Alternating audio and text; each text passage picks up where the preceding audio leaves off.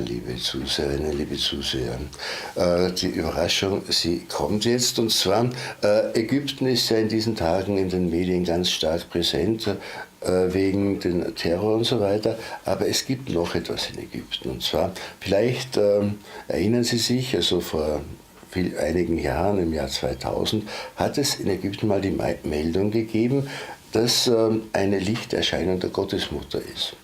Und in diesen Tagen hat es das wieder gegeben. Und ich habe jetzt einen am Telefon, der sich da ganz genau auskennt, denn er hat sich wirklich intensiv damit beschäftigt. Es ist Dr. Michael Hesemann. Sie kennen ihn alle, Erfolgsautor, Historiker. Ja, und ich darf in der Zwischenzeit sagen, auch ein ganz guter Freund von mir. Ganz herzlich willkommen, lieber Michael. Ich freue mich, dass wir zusammen sind. Ja, grüß Gott, lieber Josef, nachträglich frohe und gesegnete Weihnachten dir und allen deinen Zuschauern und Zuhörern, und alles Gute und vor allen Dingen Gottes Segen für das neue Jahr. Dankeschön, auch für dich. Gottes Segen von allen unseren Hörern, denn ich denke, es schließen sich alle mit an, die da mit dabei sind.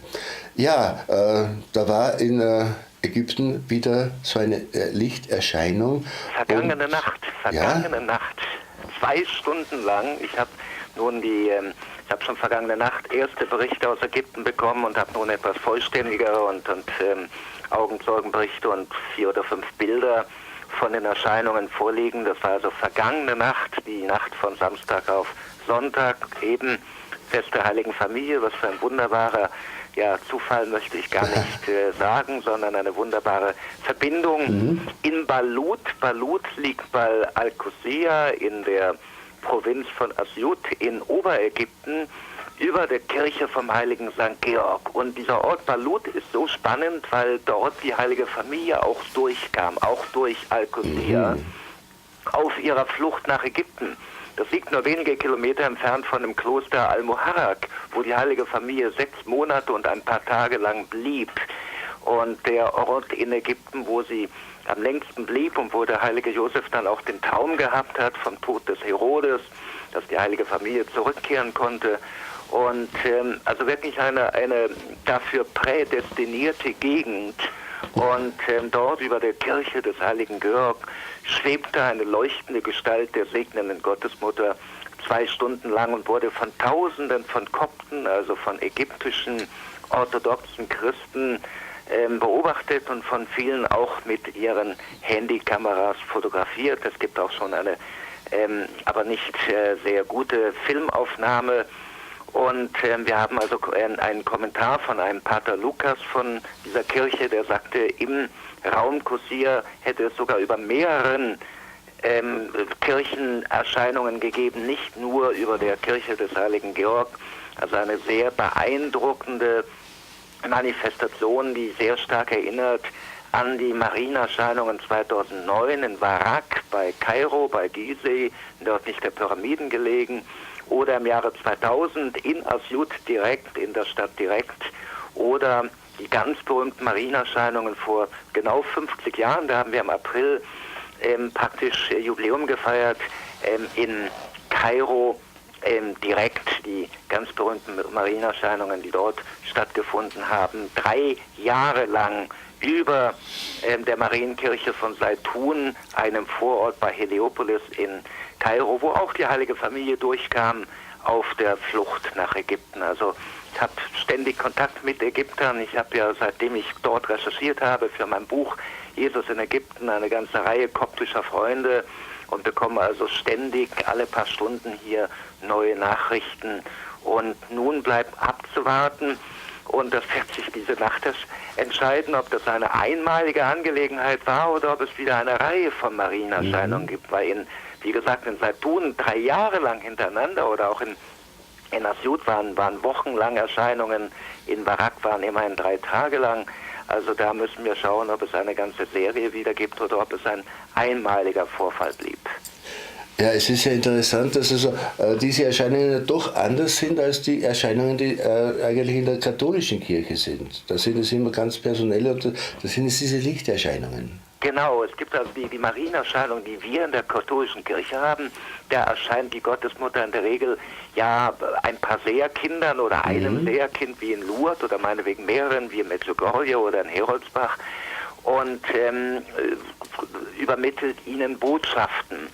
Während die koptischen Marienerscheinungen, da erscheint die Gottesmutter für alle, auch für Muslime und Atheisten und wen auch immer, wer da auch immer hinkommt, für alle Menschen sichtbar, leuchtend, strahlend am Himmel, aber ohne Botschaften und so real, dass wie gesagt auch Fotos und Filmaufnahmen gemacht werden können, wie es sie in der Vergangenheit immer wieder gegeben hat. Und die früheren Fälle sind von der koptischen Kirche auch anerkannt worden. Nun natürlich wird eine Untersuchung eingeleitet, die ein paar Wochen dauern wird und dann werden wir sehen, ob die koptische Kirche auch diese Marienerscheinungen anerkennt. Es spricht auf jeden Fall momentan gar nichts dagegen, weil es gibt, wie gesagt, Tausende von Menschen, die es beobachtet haben. Das ist interessant. Und es ist ja interessant auch, dass eigentlich solche Erscheinungen nur bei den Katholiken und bei den Kopten gibt. Ansonsten hört man so etwas nirgends. Ja, doch, es gab also schon eine Reihe von Marienerscheinungen in der Geschichte der russisch-orthodoxen Kirche. Es gibt sogar ein Kloster im Norden der Ukraine, wo ein Fußabdruck verehrt wird, den die Gottesmutter bei einer Marienerscheinung einem Mönch gegenüber hinterlassen hat.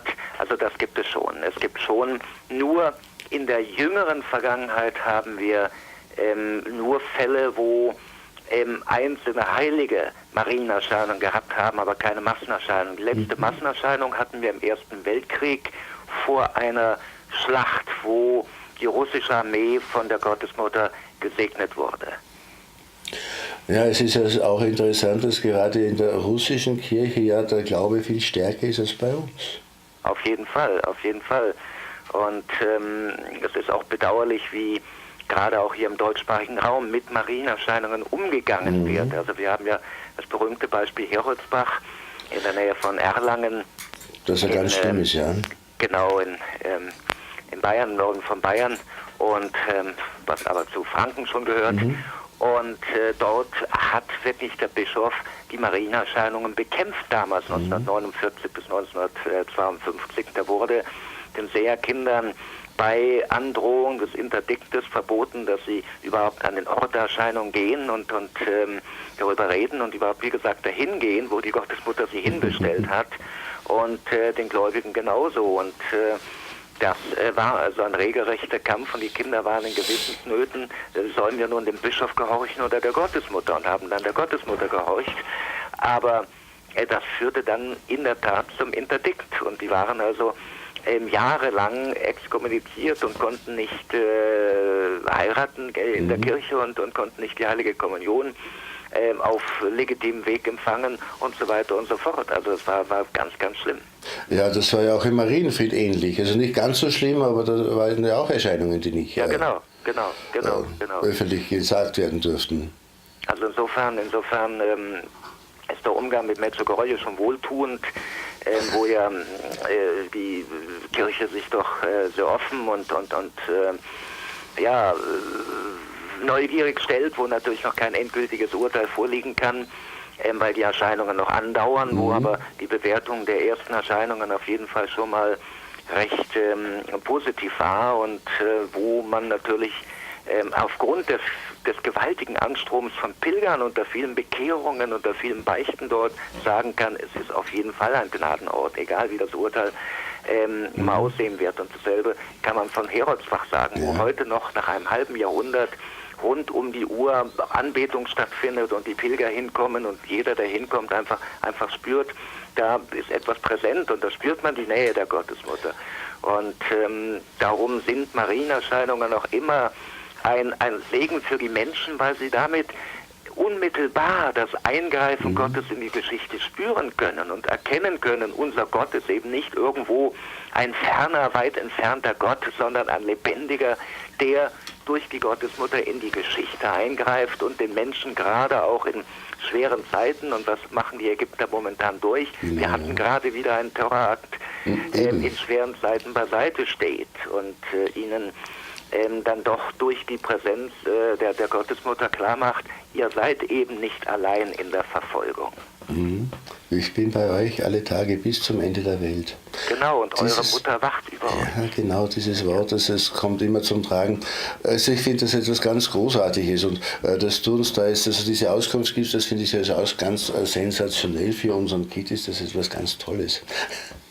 Also beten wir, dass es andauert. Wie gesagt, die Erscheinung war vergangene Nacht, also wir sind hier brandaktuell dran. Ich lade auch alle Hörer und Zuschauer ein, dass sie auf meiner Facebook-Seite sich einschalten. Da berichte ich dann regelmäßig eben darüber, sobald ich irgendwas von Ägypten erfahre. Wie gesagt, ich habe dort meine Quellen und war auch der Erste, der im deutschsprachigen Raum überhaupt darüber auf Facebook eben berichtet hat, von den ersten Bildern und Brocken der Informationen über nun nähere und Namen und Daten und Fakten und Hintergründe.